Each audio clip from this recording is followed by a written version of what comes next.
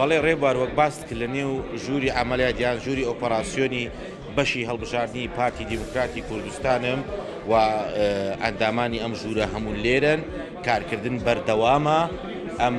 شاشانی پشتەوەی من دەیبینی ئەمە هەمووی داتا و ئامار و زانیاریە کە بە شێوەیەکی ڕاستەوخۆ وەکو دەبینن ئەمە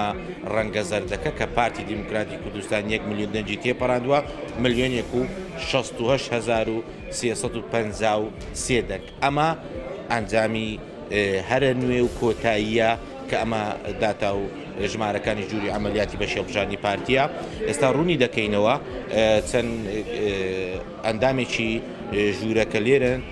لیزاخان کاک نیهاد کاک سیدات کاک ڕەوان کاک سیدات هەموو لێرن لیزاخان ئەگەر سەرەتا پێش بسمەلای برادران لەسەر شاشەکە ملیۆن دەنگەکە گەیشتە 1,600,000 ئیزافەلەکەتی کاکەی یاریدەدەری بە شێڵبژاردننی پارتی هێشتا زیاد دەبیان لەوەندە تەوەستەیە هێشتا ماوەیەتی هێشتا زیاد دەبێت بەرنامەیەکتان هەیە ئێوەش وە کوڕدا هێشتا ماوەیەتی ئەمەش هێشتا ماوەیەتی کاکی بیدار ئەحمەد دەسڵامان بۆ هەیە کاک ڕەنجە پێش ئەمە لێدوانێکم بۆ جەنابتاندا وتم لە ژووری ئەمەلیات ئەمە ژووری ئەمەلیاتی ئێمە بوو ئەمە ئەو ژوورە بوو کە بە حماسەوە چاوەڕێ دەنگەکان بوون کە ببێ بە 1 ملیۆن کە چەنی ماوە بۆ 1 ملیۆن و زیاتر ئەمەش ئەندامانی ئێمە لێرە من پێم خۆشە برادرانی ئێمە ئەوانەی کە لە ڕووی تەکنیکی و لە ڕووی هوەریەوە ئەمە لە مانگی چوارەوە ئێمە خەریکی ئەم کارین ئەمە بەڕاستی ئەمە بەرهەمێکی ئاسان نەبووە ساڵی پاریش بۆ هەڵبژاردننی پەرلەمانی کوردستان هەمان سیستەممان بەکارهێنا ئەمە لە ڕێگەی بریکار و سەرپەرشتیارەکانمان ئەم داتایانەمان بەدەستەکەی وەکو بەشی هەڵبژاردننی پارتی دیموکراتی کوردستان ئەتوانین ئاگاداری داتاکان بۆیە پێمان خۆشە هەواڵانی ئێمە هەم باسی دوو بابەت بکەن چکە ئێمە وەکو بەشی هەڵبژاردن پێمان خۆش بوو بە یەک پاکێجێکی مرتب باسی ئەنجامەکان بکەین و باسی دەنگی کاندیدەکان بکەین زۆر پرسیاریەوە بەڵێ بەڵام بە تایبەتی نینەوە کەرکک زۆر پرسیارمان بۆ دێت دڵنیان بۆ ئێوەش دێت پێم خۆشە هۆکاری ئەوەی کە تا ئێستا ئێمە ئەنجامی کۆتایی نینەوە و کەرککمان بۆچی تا ئێستا باس نەکردووە برادرانی ئێمە با باسی لێوە بکەن بەڵێ کاکڕەوان و کاک سیدات کاک سیدات ئەگە باسی بکە ئێمە ملیۆنێکدان یەکێتی نیشتیمانی کوردستان 530,000 دەنگ یەکگرتووی ئیسلامی کوردستان 166,000 دەنگ هەڵوێ 155,000 دەنگ چوارەمە دواتر پێدا دەڕوانەوەی نیە 137,000 دەنگ ئەگە باسی بکەی بربژێرەکان باز دەکەی یان ئەوەی کەرکک و نینەوە لە سەرەتاوە دەمەوێت پیرۆزبایی لە هەموو کوردستان لە هەموو کوردستانیەکان بکەم خەڵکی کوردستان حەزبی ملیۆنی وکە چۆن باز کرا لە هەموو کەمپینەکان کە بەڵێ دەبینە حەزبی ملیۆنی و بە حەزبی ملیۆنیش دەرچووی هەر 1 ملیۆنی زیاتر دەگمان هێنا بەڵام لێرە ئەوە لەسەر ئاستی ئەو ئاستی هەموو ئەو بازرانەیە کە پارتی تێدا بەشدار بووە ئەو دەنگانە بۆ ئێمە هاتووە بەڵام هێشتا ماوە چەندین وێزگە ماوە بەڵێ ماوە هێشتا دەنگەکان لەوانەیە بەرزتر ببیتەوە ئەمە لەسەر ئەمە بربژێرەکانە کە زۆرترین بربژێر دەنگیان هینەوە بەڵێم نە ئەمە بە شێوەیەکی گشتیە بەڵام ئەگەر بین باسی پارێزگا بکەین لێرە چونکە بەرنامەیەکی ئەکجار پێشکەوتووە کەرکک و نینەوە تا ئێستێک لای نەبووتەوە کەرکک و نینەوە لەبەر هەندێک شوێنی ئەمنی ئێمە سەرپەرشتی ئێمە لەوانەیە زۆرترین تهدیدی لەسەر بیتن بۆ نەمانتوانە هەمویان تەختیە بکەین بەڵام ئەو شوێنانەی کە توانیمانە تەختیا بکەین ئەوەنە دەنگی دروستە و دەنگی هەمووی بەڵام بە شێوەیەکی عام ئەگە بچینە بازنەکان ئەگە بازنەی هەولێری دیاری بکەین لێرە ژمارەی کورسیەکان دەردەچیت و دەنگی پارتی کەسی ئێمە ناتوانین بڵین بەڵام ئێمە لە 9 کورسی بۆ 10 کورسی دەتوانین بڵین کورسی دینین لێرەش دەنگی پارتی کە لە جاری تر زیاترمان کردووە دەنگی پارتی زیاتر بووە دەنگی کاندیدەکانیش بە شێوەیەکی زۆر پرسیار دەکرێت وەڵاهی کاندیدەکان ئێمە کاندیدەکان چونکە ڕێبوار هادی ئەگەر تخوا بخوێنەوە ڕێبوار هادی 30,000 دەنگێنەوە سەفین یاسین 20,000 دەنگ باعز ئیسماعیل زراری 19,000 دەنگ علی خاڵز 15,000 دەنگ سیپان عزیز شێروانی 15,000 دەنگ ئەگەر بڕۆی دانا عەبدولغەفار ئەگەر هەتا دەیەمیش بڕۆین وەڵا 15,000 دەنگ ئەحمەد نەبی 13,000 دەنگ مێشمانەیە لەوانە بە کۆتا بەڵێ بە کۆتا تەسیر لە ڕێزبەندیەکە بکە ئەگەر بچینە دووەک ئەگە بچینە دووهۆک بچینە دووهۆک دۆکی هەڵدەبژێرین دەنگ دووهۆک لێرە که دبینین جمله کرسی کان نو کرسی مسوگره 412,000 دنگ مان هیناوا بربجیر کاری دو چیش ببینیم بربجیر کان برناس علی فرهاد امین حتی استا لالای بله 49,000 زیرک تیار جوتیار خدر سلوان تها احمد طاهر اگر کمک بسینا تا نویمیش بروین شیرزاد زکریا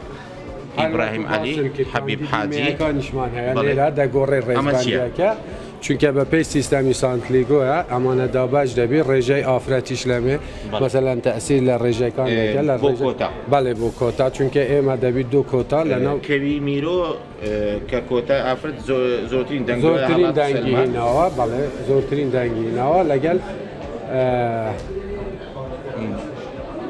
بله اگر بسینه سلیمانیان کرکوک سلیمانی اوانه که توانی مانه زورترین سرپرشت و زورترین باز بنکه تختیه بکن بله استالش هر سه پارێزگا توانیت من زورترین وێزگا بنکە هەموو بە شێوەیەکی کامل تەختیە بکەین لەوێش دەنگەکانی پارتی لە چاوجارەکانی تر دەنگەکانی بەرز بوویتەوە ئێستا 69,000 دەنگ 212 دەنگ هاتووە بەڵێ دەنگمان لە زیادی کردووە لە چاو هەڵبژاردنەکانی پێشتر و ئەوانەش ڕێزبەندی کاندیدەکانی هەمان نێر و مەیە ئەمە هەموو دەنگی گشتی و تایبەتە بە هەمووی ئەمە دەنگی گشتی و تایبەتە بە هەمووی بچینە کەرکوک با بچینە کەرکوک بچینە کەرکوک زۆر پرسیار لەسەر کەرکووکیش دەکرێت کە ئەمەش کەرکوک بەڵێ ئەمەش کەرکووکە تا ئێستا ئەو دەنگانەی بەڵێ ئەو دەنگانەی بۆ ئێمە هاتووە تا ئێستا بۆیە ئێمە ناتوانین ژمارەی کورسیەکان لێرە بە تەحدیدی دیارکەین چونکە نەمانتوانیە هەموو بنکەکان تەختیە بکەین سەرپەرشتمان بریکارمان لەوێ وجودی نەبووە لەبەر تەهدیداتی کە لە کیانی ئێمە دەکرا وە نەمانتوانیوە هەموو بنکەکان بەڵام بەپێ ئەو دەنگیەکەوان عەبدوڵایە دەنگی یەکەمینەوە بەڵێ بەپێ 19,000 دەنگ شاهۆ نەجم 17,000 دەنگ زیاد ئەحمەد 2,000 دەنگ لە ئافرەتەکان چێ زۆری ئافرەتەکان لێرە مریڤان مستەفا ڕەشید لەگەڵ نیگار بەڵام ئێمە لەوانەیە هەتا سێ کورسیش لەوانەیە ئەگەر هەموو بنکەکان بێتن لەوانەیە سێ کورسیش ببین بەڵام نەمانتوانیوە هەموو بنکەکان چونکە تەختیە بکەین بووە ناتوانین ژمارەی کورسی لە پارێزگای کەرکوک دیاری بچینەوە ئەگەر بچینە لای کاک ڕەوانیش مادوومان کردی کاک ڕەوان گە توی بی باسی کوی گشتی لایەنەکان بکەیت ئێمە وەکو گوتیان ئێمە خۆی لایەنەکان لە کەرکوک لە کەرکوک ئەگە باسی بکەیت ئەگەر لە کەرکوک باسی بکەین چینەوە بازنەی کەرکوک لایەنەکان چەندیان هێناوە لایەنەکانی دیکە عەرەبیەکانی جەگەر لاتان هەبێ ئێمە وەکو گوتمان لە سەرەتا لە کەرکوک هەموو بنکەکانمان تەختیە نەکردووە بەڵام بەپێی ئەو بنکانایی کە ئەو نەتیجانەی کە بەدەستمان هێشتا زۆری ماوە یعنی ئێمە لە کەرکوک 250 بنکەمان تەختیە کردووە ئەگەر بچینە ئەو لای دەردەکەوێ لێرە ئەگەر ئەمە برین یەکەتی ئەوە دیارن جەبهەی تورکمانیا پارتی دیموکراتی کوردستانی بەرەی تورکمانیشی تێدایە بەڵام ئەوە تەقەدومیشی تێدایە بەس لێرە بە پێی ڕێزبەندی ئەوانەی کە کورسیان هێنەوە بەس بەڵام هێشتا سیستەمەکە هەموو نەتایجەکانی تێدانێ دەچینە نینەوەش ئێمە هەر هەمووان تەختیە نەکردووە لە نینەوە ئەگەر ئێمە بچین نینەوە بەنزیکەی چەند دەنگ هاتووە تا ئێستا بە تەواوی هەموو وێزگەکان نهاتووە نەخێر نەنینەوە نەکەربوو هەموو وێزگەکان نەهاتووە ئەوە گوتان لە کەواتە لە هەموو شوێنێک بریکارتان نەبووە ناخێر چونکە لەبەر ئەوەی کە لە هەندێک شوێن تهدید و ئەوە لەسەر بیرکاری ئەوە دەنگی نینەوەیە ئەمە نینەوەیە دەنگان زۆر زیادی کردووە ئێمە پێشتر لە انتخاباتی 2023 ئەنجومەنی پارێزگاکانی عێراق 141,000 مان هەبوو ئێستا 162,000 مان هەیە یعنی 162,622 دەنگمان هەیە لەی یەکەمە لەسەر ئاستی نینەوە هێشتا دیار نییە هێشتا دیار نییە کەواتە دەکرێت بڵێن 14,000 دەنگتان زیادی کرد بەڵێ بەتەبان لە هەموو پارێزگاکان بڵێن 22,000 دەنگ زیادی کرد بەڵێ لە هەموو پارێزگاکان نەک تەنها نینەوە لە هەموو پارێزگاکانمان دەنگی خۆمان زیاد کردووە هەتا لە ئەگەر لە نینەوە لایەنەکانی دیکە ئەگەر ئەو نینەوەن نينوى لأهلها حزب التقدم 44000 هنا واتحاد اهل نينوى 42 بله هاي فايني يكتي 42614 دنگيان هنا تحالف قضية اليزيدية 37000 هنا تقريبا نينوى لأهلها 35000 هنا نظمة البدر 33751 هنا ائتلاف أعمار الوطنية 26000 هنا تحالف العزم العراق 25597 مانينا اما لا ديالا وصلاح الدين ايش كانديد مان هب ولا لسر حزب بربجيري ديالتان انزامه كيتونا امتي دبسه لا اما اگر بتشينا ديالا بله او لا شوان يسوي عزم اگر بتشينا ديالا اما بربجيري ما كان نازك احمد بوا 3268 دنگينا بالام اميدي هي بالام اما تنها لصد بنكي سنوري يعني بازنين ديالا يعني همو بدقيقي وابزان زور ما چونکه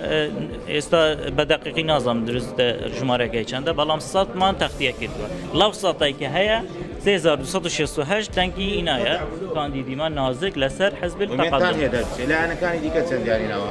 اواني كدياره يكدي نشمان 25000 اینها نظمت بدر 17962 دنگی اما شش تماوا اما لتحالف عزم من کاندید من ها نازک احمد که بپی او بنکانه که تختیه کرده و 17962 دنگی هنا سن ما دو هند ما يا اخي بله تقريبا دو هند ما و 8 ما يعني لو انا دو 300 بنكي كبي تقريبا بله سينو عم قشتيكا غير باسي بكي كركوك زور بسياري لسدكريه يعني سين تيما واجا باسي بكي لا ايوا اما لك هركوك تنها 250 بن كمان تختیه کردو چند بن کماوه بخوای کرکو 330 بن کبوا اما 250 من تختیه کردو 80 بن كمان ما بود تختیه نکردو زور به هر بن کانیش لا حویجه بوا که اما کو پارتی کردکان و کاندید یعنی بریکارکان که سیاسی ما نه انتوانی لو وجودی هم هبیت لبر او تهدید او باری امنیه کلاوه کسی کن اگلاینه بود تو پارتی چند کسی دینه بگشتی نه والله بگشتیش تالیکلان چونکه دبی دنگی نه و همو هبه دنگی کرکو بیش همو هبه با او اما بتوانی بدقیقی دهوک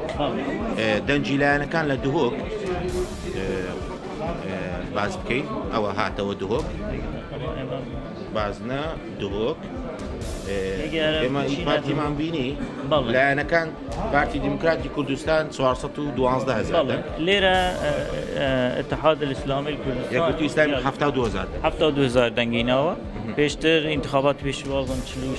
48000 48000 دنگینا باش سری کوتاکم کی کوتاکان کوتاکانیش وابزام لنا لوانه لیره دیار نبیدن لت کم شاش کوتاکان هی اگر چی کوتاکان اگر هاوکاری مام کی او تا کوتاکان بله 14000 اواد تنها لدهوکه سامي وشناي 9458 دنگينا عماد يوخنا 4802 كلدو رمزي 4739 اولا باريسغاي دهوكا لبازناي دهوكا كتوتا كان ودرامينا ادي لا بازني هوليد اغبسينو دنجي لا انا كان سيدي ما نكر لا دهوك ومتي بارتي دنجي كوتا كرسي كوتا باتو ان شاء الله اها اگر سينو هوليد سرو دنجي لا انا كان سيد ما نكر هوليد او تا هوليد هوليد بارتي ديمقراطي كردستان بس 369933 که پیشتر اما 347000 دنگ مان هبو استا 369000 دنگ مان ہے یعنی دنگی مان زیاد بود یکی دی 96576 دنگی ہے راوتی هلویسی 63051 دنگی ہے نوینویش 38715 دنگی اینا اوی نساو 1665 پارێزگای هەولێرتان بردووە بەڵێ 1665 ئەو دەنگە دروستانەی کە هاتووە هێشتا ماوە هەموو بازنەکان ماوە هەموو بازنەکان تقریبا بلین هەولێر دهوک کاملە بەڵام دەتوانانی بڵین سەتا چەندی دەنگەکانە 1999 دەڵێن دەتوانین بڵین 1999 شتێک کاملە 1999 یعنی احتیمالە ئەگەر ئێمە بچینە بەڵێ ئەگەر بچینە کۆتاکانی هەولێر ئەگەر راپۆرتەکان تەماشا بکەین ئێرە ئێستا لە بازنەی هەولێر بچینە کۆتاکان هەولێر تقریبان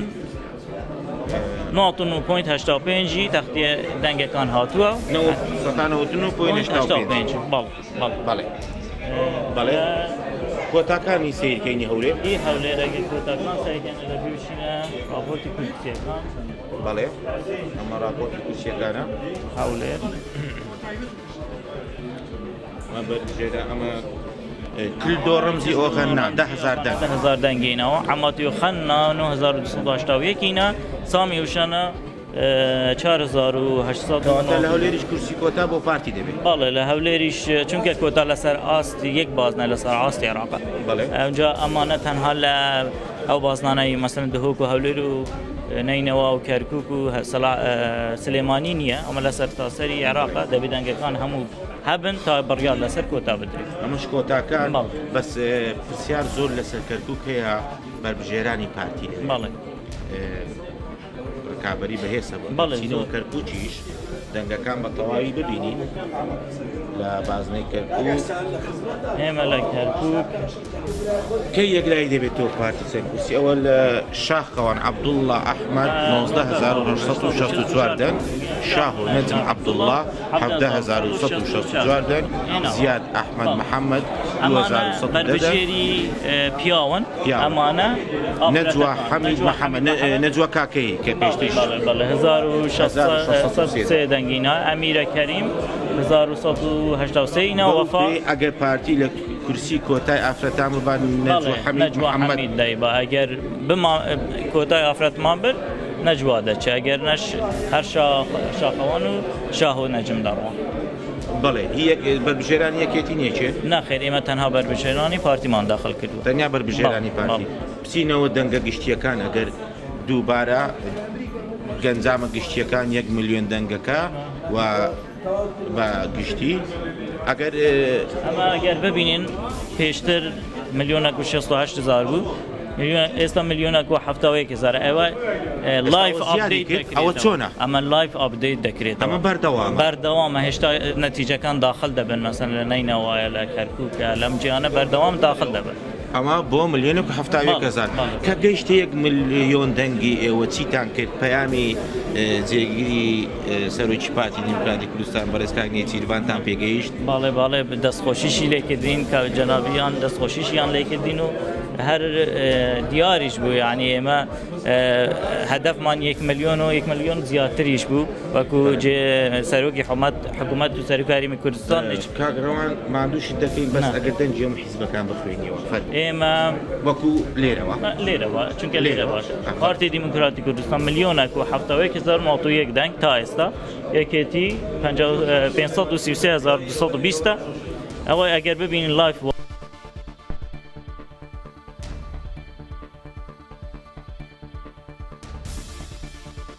بەڵێ